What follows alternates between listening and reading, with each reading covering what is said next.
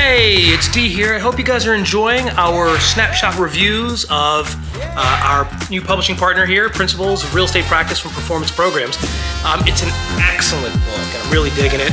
It's a fantastic book to be able to study for this examination, and there is a link in the description below for you guys to check it out and buy it.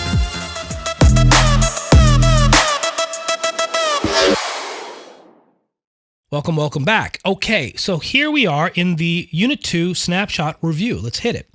The real estate is property. Constitution guarantees private ownership of real estate. Ownership rights are not absolute. Others may exert claims against one's property. We learned about that. Then we went in and defined what was land. The surface, all natural things attached to it, the subsurface, and the air above the surface. Unique aspects of real property or land are immobility, indestructibility, and heterogeneous or non-homogeneity or unique. We added some man-made or person-made structures, human-made structures, land plus all permanently attached human-made structures called improvements. That's real estate. And then what is property? Property is something that is owned by someone and associates the rights of ownership. There's a bundle of rights: possession, use, transfer, exclusion, and encumbrance. And then there's property is real or personal, tangible or intangible when we talked about the world of personal property. Remember, another phrase for the word personal property is chattel. And real property, by the way, can also be known as realty. Okay, realty or real property. Then we got to the real property rights. Any of the bundle of rights applied to airspace, air rights, surface or surface rights, and subsurface rights. And by the way, they sometimes call subsurface rights mineral rights.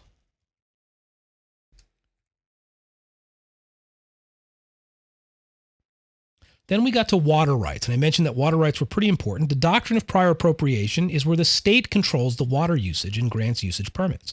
Littoral rights are abutting property owners own the land to the high water mark. Remember, L for lakes, Great Lakes, or O for oceans. May use, but the state owns the underlying land. Riparian rights. If the waterway is navigable, think riparian R, rivers and streams. If navigable, the abutting property owner owns land to the water's edge. They may use, but the state owns the underlying land. If it is non-navigable, then the owner owns land to the midpoint of the waterway. Then we learned the difference between real and personal property. An item may be real or personal property depending on the attachment, criterion, and other circumstances.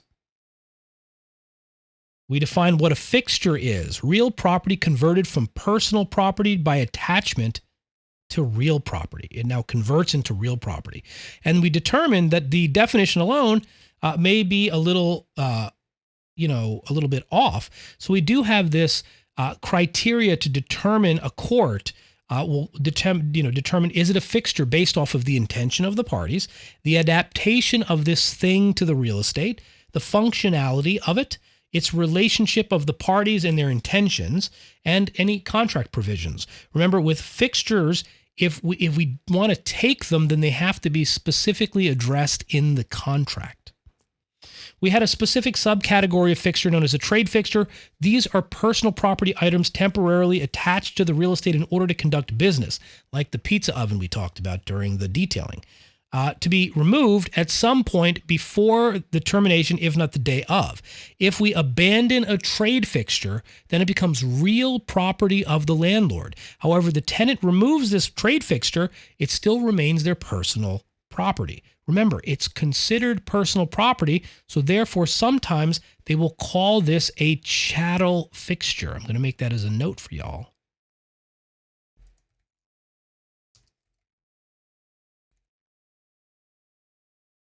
Boom. We learned about plants, and we talked about this thing called emblements. Plants are crops considered personal property since human intervention is necessary for planting and or harvesting. Naturally occurring things on the grounds like trees and grass and stuff, that's just considered part of the real property. But emblements are harvestable things. Factory-built housing can be a little bit sticky. It could be real, it could be personal. Housing pre-built offsite includes mobile homes, real or personal, depending on how it's attached to the land. The vocab phrase conversion is transforming real or to personal property through severance, or personal property into real property through affixing or annexation.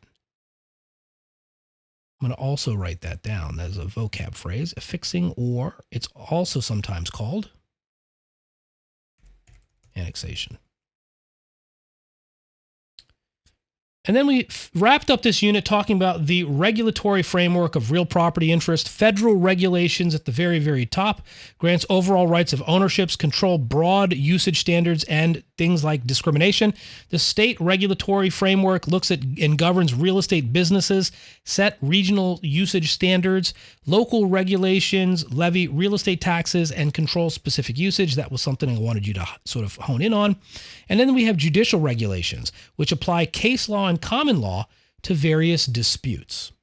All right. So that, my friends, concludes unit number 2.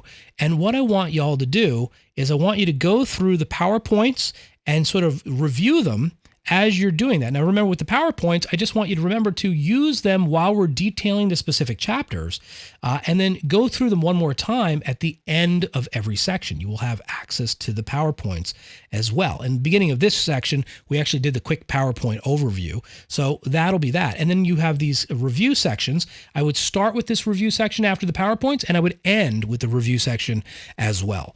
All right, and then there's going to be any sort of entrance quizzes before the chapter starts, and then some exit quizzes. I want to make sure that you guys are all just working and working and working. And some of the entrance quiz questions and some of the PowerPoints might kind of vex you. You may, wow, what is that? I have no idea.